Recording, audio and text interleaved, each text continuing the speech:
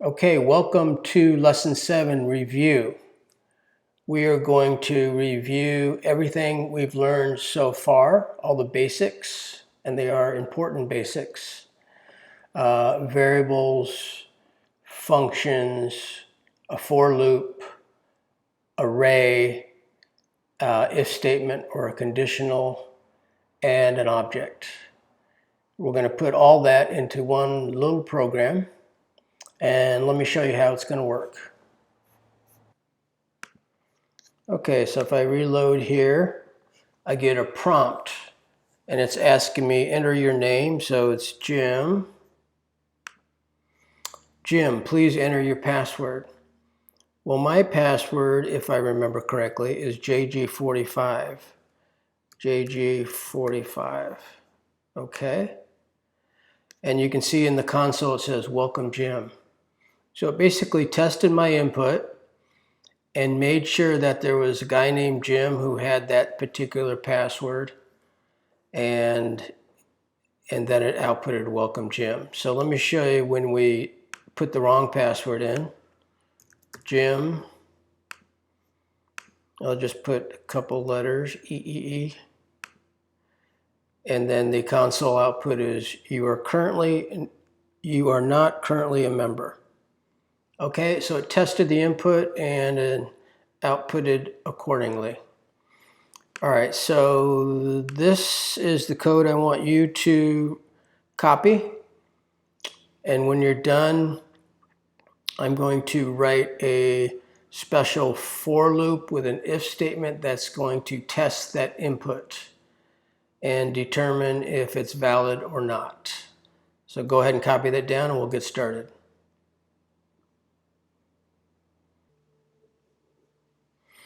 Okay, so let's get started here.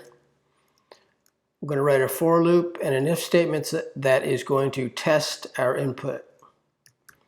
So for, let I start at 0, not O, but 0. So we're going to write a for loop that loops through the members. That's our first variable at the top there, members. And I'm going to explain all this code when I'm done. But let's go ahead and finish this little validator for statement here. So I less than members, length, I increment. So now here's the test. If visitor name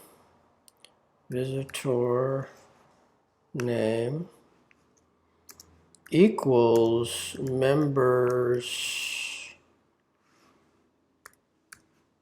I dot name, don't worry, I will explain this, and visitor, by the way, that PW stands for password, if you haven't figured that out yet. Visitor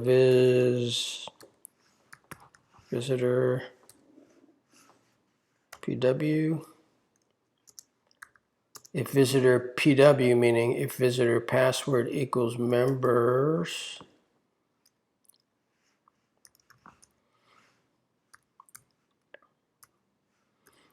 I dot password. Okay, I will explain that. Valid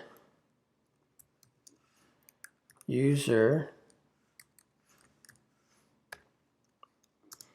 equals true.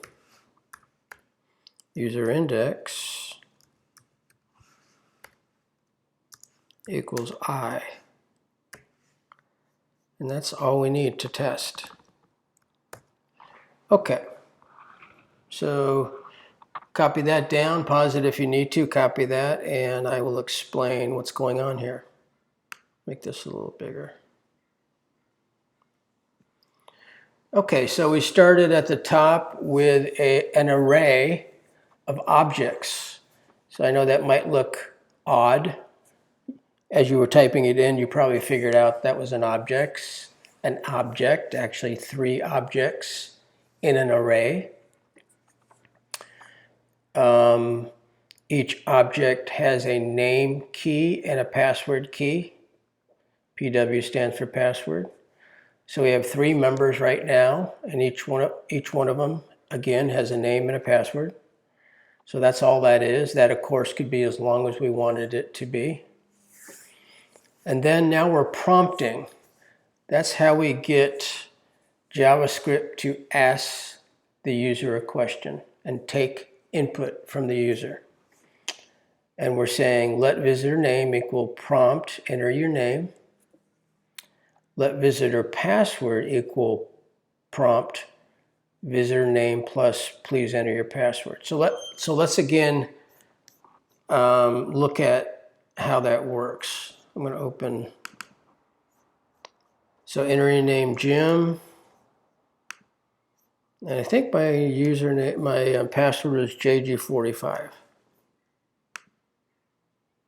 And I need to open the View Developer JavaScript console. And it says welcome Jim. So again, let's do that again. Let's do it wrong this time. Tim, enter, I'll just enter 444. And notice up here it's saying Tim, comma, please enter your password. So it knows my name. And the output is you are not currently a member, because Tim is not a valid member name, and nor is the 444 a valid password. So here, again, we ask for a name, and then we put that in a variable called visitor name. Then we ask for a password, and we put that in a variable called visitor PW, which stands for password. And notice the prompt here. I'm actually using the previous variable that the user inputted in my prompt and adding that to some text. Okay? And then I'm running, this is just calling the function validate user. So we're just calling this function right here. Okay, so validate user has 3 variables to start with. It has valid user is false because we haven't determined if that's a valid user or not, so we start as false. Valid password, same thing. We start as false because we don't know if it's true or not. If it is true, we'll set it to true. And then user index. We need the index of the user, and that's basically the index in the members array. And again, the members array is an array of objects. And we're going to need to know the index of the user that is trying to use our web page here. Okay, so then the code we just wrote, we're going through all the members and we're asking a question. If that visitor name they entered in the prompt is equal to members I, in other words, is it equal to members at index 0? Is it equal to members at index 1? Is it equal to members at index 2? In other words, it's testing all of them. It's going through all the names and it's testing all of them. And it's trying to find a match. It's trying to match visitor name to any of the members' name. Okay, and then it's if it finds in the match, then it's asking, okay, then this other thing called visitor password has to be true as well. In other words, we're not going to do anything unless both these things are true. The name has to be valid, the password has to be valid. Otherwise, it's not valid. Otherwise, it's not a valid user. So now let's test the visitor password. And again, we go through all the members, and they have to match. See, let's say it's Jim. Let's say Jim is the name. That's at index 0 here. This is index 0 in the members. So what would happen is it would say, does Jim equal members 0 name? Well, members 0 name is Jim. And does the visitor password equal members 0 password? That would be this, because member 0 is here, 0 just being the first element in the array, and this is the password. So the name and the password have to be of the same element in the members array. Probably sounds confusing. Hope it doesn't. Stare at it. Just keep staring at it till you get it. So if both those are true, then we have a valid user. If just the name was true, we wouldn't have a valid user because they didn't enter their password correctly. So you know a lot of websites use this type of validation, right? You've seen it all the time. So both of those things have to be true in order for the user to be valid. And if they are true, we say, then valid user equals true. And then we say the user index is I. And that tells us which member it is. If it's Jim, the index would be 0 because Jim is the first element in the members array. So that tells us which member we're working with. And that allows us to do the last part here. And then the last step is if valid user. So this may look new to you because typically when we looked at if statements, we used 2 equal signs, and we said if valid user equals true, then do something. So I'm using the if statement a little bit differently.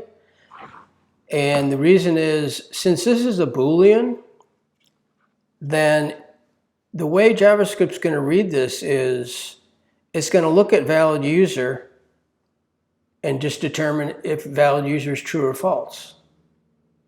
So we don't have to use the equal signs. We don't have to say equal true. You can say it that way, but this is a little shortcut. If valid user, all that's asking is valid user true? And remember, we set it up here as true if the name and the password are good. So if valid user is true, then console log welcome, and then we grab the name here. Since we know the index, let's say it's Jim, the index would be 0. Then we're grabbing members, index 0, name. And so in this case, if it's Jim, it's welcome Jim. And if valid user is not true, then we're going to this else segment and we're saying you are not currently a member. Okay, so I know that's a lot. It's probably challenging, but this is really good code for you to learn with because it's packed with everything. It's packed with all the basic tools we learned in the previous 6 lessons. So if it takes you a little while to understand it, that's okay. It took me a long time to get this stuff. So copy that. I think I may have mentioned that, I probably mentioned it in later lessons, but when I was first learning how to code, when I had code that looked a little more complex and I didn't understand it, I actually used to copy and print it and take it with me and just stare at it when I had some free time until I understood it. So it took a long time, took a lot of staring sometimes to look at code and figure out how it works. So if you need to do that, do it that way. That's it. I know it's challenging, but it is worthwhile. Thanks for joining me, and see you in lesson 8.